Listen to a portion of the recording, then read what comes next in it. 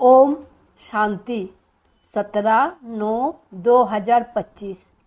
बाबा आज कह रहे हैं, मीठे बच्चे, याद से शतप्रधान बनने के साथ साथ पढ़ाई से कमाई जमा करनी है।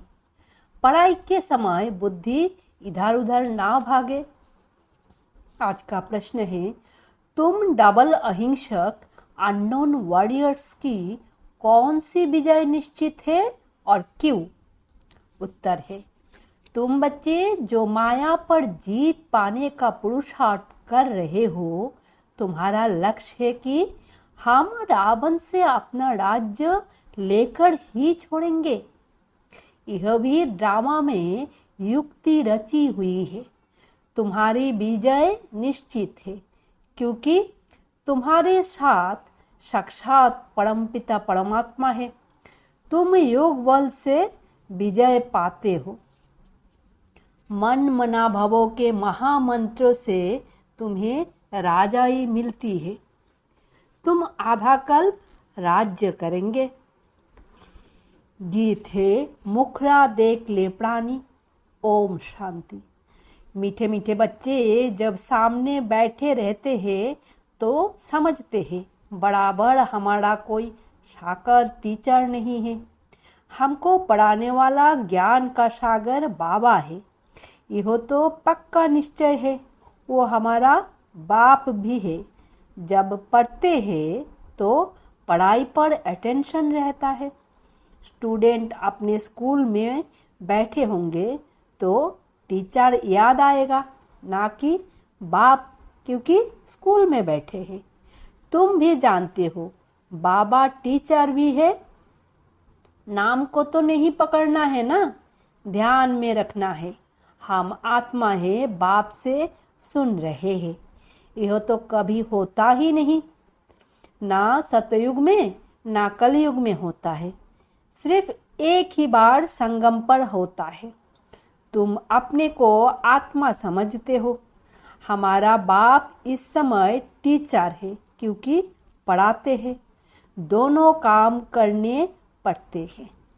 आत्मा पढ़ती है शिव बाबा से, ये भी योग और पढ़ाई हो जाती है। पढ़ती आत्मा है, पढ़ाते परमात्मा है। इसमें और ही जास्ती फायदा है जबकि तुम सम्मुख हो। बहुत बच्चे अच्छी रीति याद में रहेंगे। कर्मातीत अवस्था तो पहुँचेंगे तो वो भी जैसे पवित्रता की ताकत मिलती है। तुम जानते हो, शिव बाबा हमको पढ़ाते हैं। यह तुम्हारा योग भी है, कमाई भी है। आत्मा को ही शतप्रधान बनना है। तुम शतप्रधान भी बन रहे हो, धन भी ले रहे हो। अपने को आत्मा जरूर समझना है। बुद्धि भागनी नहीं चाहिए। यहाँ बैठते हो तो बुद्धि में यह रहे कि शिव बाबा पढ़ाने के लिए टीचर रूप में आया कि आया। वही नॉलेजफुल है, हमको पढ़ा रहे हैं। बाप को याद करना है। स्वदर्शन चक्रधारी भी हम हैं, लाइट हाउस भी है। एक आँख में शांति धाम, एक आँख में जीवन मुक्ति धाम है। इन आँखों की बात नहीं है। आत्मा का तीसरा नेत्र कहा जाता है। अभी आत्मा ये सुन रही है। जब शरीर छोड़ेंगे तो आत्मा में यह संस्कार होंगे। अभी तुम बाप से योग लगाते हो। सतयुग से लेकर तुम वियोगी थे, अर्थात बाप से योग नहीं था। अभी तुम योगी बनते हो, बाप के समान। योग सिखलाने वाला है ईश्वर, इसीलिए उनको कहा जाता है योगेश्वर। तुम भी योगेश्वर के बच्चे हो। उनको योग लगाना नहीं है, वो है योग सिखलाने वाला परमपिता परमात्मा। तुम एक एक योगेश्वर योगेश्वरी बनते हो, फिर राज राजेश्वरी बनेंगे। वो है योग सिखलाने वाला ईश्वर। खुद नहीं सिखता है, सिखलाते हैं। श्री कृष्ण की ही आत्मा अंत के जन्म में योग सीखकर श्री कृष्ण बनती है। इसीलिए श्री कृष्ण को भी योगेश्वर कह देते हैं, क्योंकि उनकी आत्मा अभी सीख रही है। योगेश्वर से योग सीख श्री कृष्ण पद पाती है। इनका नाम फिर बाप ने ब्रह्मा रखा है। पहले तो लौकिक नाम था, फिर मर्जिबा बने हैं। आत्मा को ही बाप का बनना है। बाप के बने तो मर गए ना। तुम भी बाप द्वारा योग सीखते हो। इन संस्कारों से ही तुम जाएंगे शांति धाम में। फिर नया पार्ट प्रारब्ध का इमर्ज होगा। वहाँ यह बातें याद नहीं रहेगी। यह अभी बाप समझाते हैं। अभी पार्ट पूरा होता है, फिर नए से शुरू होगा। जैसे बाप को संकल्प उठा कि मैं जाऊँ, तो बाप कहते हैं मैं आता हूँ और मेरी वाणी चलनी शुरू हो जाती है। वहाँ तो शांति में है। फिर ड्रामा अनुसार उनका पार्ट शुरू होता है। आने का तो संकल्प उठता है, फिर यहाँ आकर पार्ट बजाते हैं। तुम्हारी आत्माएं भी सुनती है। नंबरवार पुरुषार्थ अनुसार कल पहले मिसल दिन प्रतिदिन वृद्धि को भी पाते जाएंगे। एक दिन तुमको बड़े रॉयल हॉल भी मिलेंगे, जिसमें बड़े बड़े लोग भी आएंगे। सब इकट्ठे बैठ सुनेंगे। दिन प्रतिदिन साहूकार भी रंक होते जाएंगे। पेट पीठ से लग जाएगा। ऐसी आफतें आनी है। मूसलाधार बरसात पड़ेगी तो सारी खेती आदि पानी में डूब जाएगी। नेचुरल कैलामिटीज तो आनी ही है। विनाश होना है। इनको कहा जाता है कुदरती आपदाएं। बुद्धि कहती है विनाश होना जरूर है। उस तरफ के लिए बम्स भी तैयार है। नेचुरल कैलामिटीज आदि फिर है यहाँ के लिए। उसमें बड़ी हिम्मत चाहिए। अंगद का भी मिसाल है ना, उनको कोई हिला ना सका। यह अवस्था पक्की करनी है। मैं आत्मा हूँ। शरीर का भान टूटता जाए। सतयुग में तो जब ऑटोमेटिकली समय पूरा होता है तो साक्षात्कार होता है। अभी हमको यह शरीर छोड़ जाए बच्चा बनना है। एक शरीर छोड़ जाए दूसरे में प्रवेश करते हैं। साजाए आदि तो वहाँ कुछ है नहीं। दिन प्रतिदिन तुम नज़दीक आते जाएंगे। बाप कहते हैं मेरे में जो पार्ट भरा हुआ है वो खुलता जाएगा। बच्चों को बताते रहेंगे। फिर बाप का पार्ट पूरा होगा तो तुम्हारा भी पूरा हो जाएगा। फिर तुम्हारा सतयुग का पार्ट शुरू होगा। अभी तुमको अपना राज्य लेना है। यह ड्रामा बड़ा युक्ति से बना हुआ है। तुम माया पर जीत पाते हो। इसमें भी टाइम लगता है। वो लोग तो एक तरफ समझते हैं कि हम स्वर्ग में बैठे हैं, यह सुख धाम बन गया है। दूसरी तरफ फिर गीत में भी भारत की हालत सुनाते हैं। तुम जानते हो यह तो और ही तम प्रधान हो गए हैं। ड्रामा अनुसार तम प्रधान भी जोर से होते जाते हैं। तुम अब सत प्रधान बन रहे हो। अब नजदीक आते जाते हो। आखिरी विजय तो तुम्हारी होनी ही है। हाहाकार के बाद फिर जय जयकार होगी। घी की नदियाँ बहेंगी। वहाँ घी आदि खरीद करना नहीं पड़ेगा। सबके पास अपनी गाय फर्स्ट क्लास होती है। तुम कितने ऊंच बनते हो। तुम जानते हो वर्ल्ड की हिस्ट्री जियोग्राफी फिर रिपीट होती है। बाप आकर वर्ल्ड की हिस्ट्री रिपीट करते हैं। इसीलिए बाबा ने कहा ये भी लिख दो वर्ल्ड की हिस्ट्री जियोग्राफी कैसे रिपीट होती है, आकर समझो।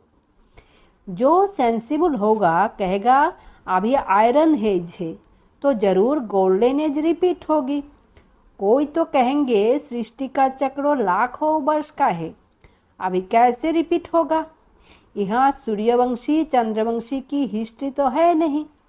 अंत तक यह चक्र कैसे रिपीट होता है वो भी जानते नहीं कि इन्हों का राज्य फिर कब होगा। राम राज्य को जानते नहीं। अभी तुम्हारे साथ बाप है। जिस तरफ साक्षात परमपिता परमात्मा बाप है उनकी जरूर विजय होनी है। बाप कोई हिंसा थोड़े ही कराएंगे। किसको मारना हिंसा है ना। सबसे बड़ी हिंसा है काम कटारी चलाना। अभी तुम डबल अहिंसक बन रहे हो। वहाँ है ही अहिंसा, परमो देवी देवता धर्म। वहाँ ना लड़ते हैं ना विकार में जाते हैं। अभी तुम्हारा है योग बल, परंतु इसको ना समझने कारण शास्त्रों में असुरों और देवताओं की लड़ाई लिख दी है। अहिंसा को कोई जानते नहीं, हो तुम ही जानते हो। तुम हो incognito warriors, unknown but very well known, unknown but very well known. तुमको कोई वॉरियर्स समझेंगे? तुम्हारे द्वारा सबको मनमना भवों का पैगाम मिलेगा। ये है मंत्र। मनुष्य इन बातों को समझते नहीं हैं। सतयुग त्रेता में यह होता नहीं। मंत्र से तुमने राजाई पाई, फिर दरकार नहीं। तुम जानते हो हम कैसे चक्र लगाकर आए हैं। अभी फिर बाप महामंत्र देते हैं, फिर आधा कल्प राज्य करेंगे। अब तुमको दैवी गुण धारण करने और कराने हैं। बाबा राय देते हैं, अपना चार्ट रखने से बहुत मजा आएगा। रजिस्टर में गुड बेटर बेस्ट होते हैं ना, खुद भी फील करते हैं। कोई अच्छा पढ़ते हैं, कोई का अटेंशन नहीं रहता है तो फेल हो जाते हैं। यह फिर है बेहद की पढ़ाई। बाप टीचर भी है, गुरु भी है, इकट्ठा चलता है। यह एक ही बाप है जो कहते हैं मर्जी बावनो। तुम अपने को आत्मा समझ बाप को याद करो। बाप कहते हैं मैं तुम्हारा बाप हूँ, ब्रह्मा द्वारा राज्य देता हूँ। यह हो गया बीच में दलाल। इनसे योग नहीं लगाना है। अभी तुम्हारी बुद्धि लगी है उस अपने पतियों के पति शिव साजन के साथ। इन द्वारा वो तुमको अपना बनाते हैं। कहते हैं अपने को आत्मा समझ मुझे याद करो। हम आत्मा ने पार्ट पूरा किया, अब बाप के पास जाना है घर। अभी तो सारी सृष्टि तमो प्रधान है, पांचों तत्व भी तमो प्रधान है। वहाँ सब कुछ नया होगा। यहाँ तो देखो हीरे जवाहरात आदि कुछ भी नहीं है। सतयुग में फिर कहाँ से आते हैं? खनियाँ जो अब खाली हो गई है वो सब फिर से अब भरतू हो जाती है।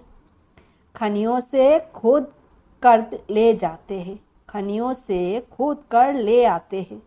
विचार करो सब नई चीज़ें होंगी ना। लाइट आदि भी जैसे नेचुरल रहती है।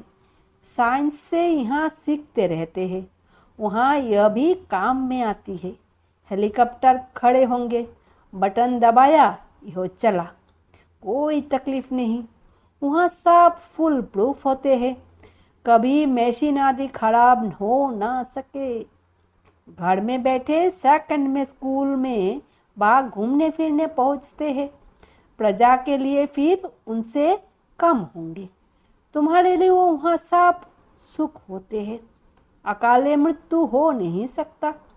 तो तुम बच्चों को कितना अटेंशन देना चाहिए। माया का भी बहुत जोड़ है। ये है माया का अंतिम पाम।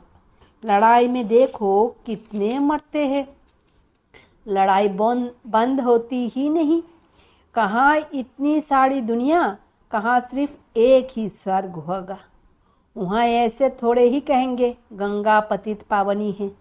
वहाँ भक्ति मार्ग की कोई बात ही नहीं।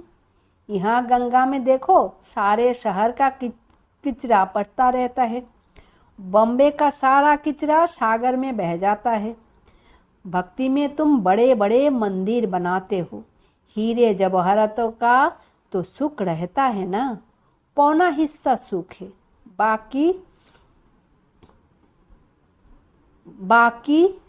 क्वार्टर है दुख। आधा आधा हो फिर तो मजा ना रहे। भक्ति मार्ग में भी तुम बहुत सुखी रहते हो।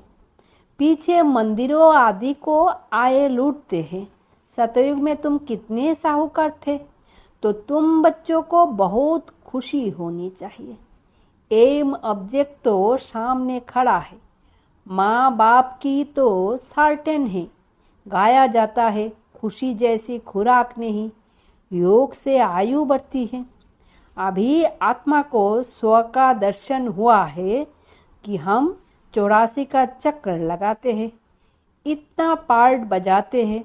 सब आत्माएं एक्टर्स नीचे आ जाएंगे तो बाप साहब को ले जाएंगे।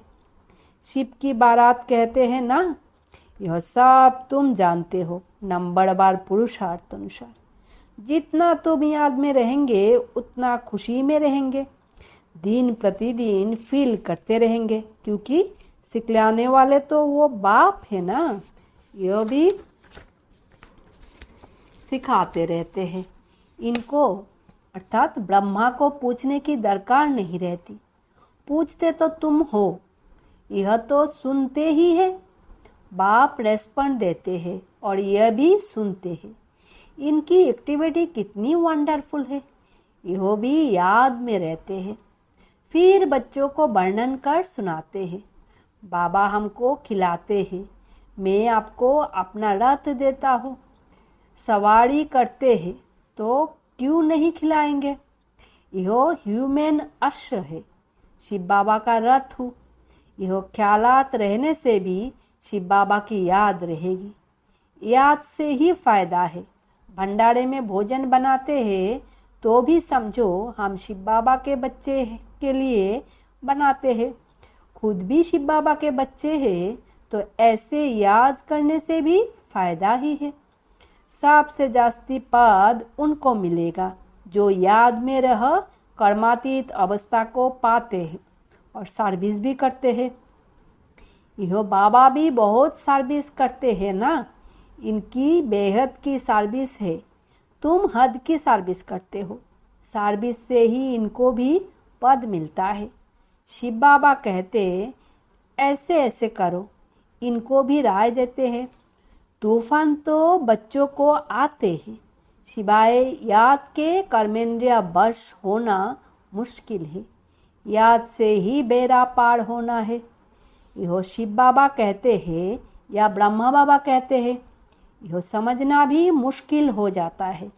इसमें बड़ी महीन बुद्धि चाहिए। अच्छा, मीठे मीठे सिकिलदे बच्चों प्रति माता पिता बाप दादा को याद प्यार और गुड मॉर्निंग।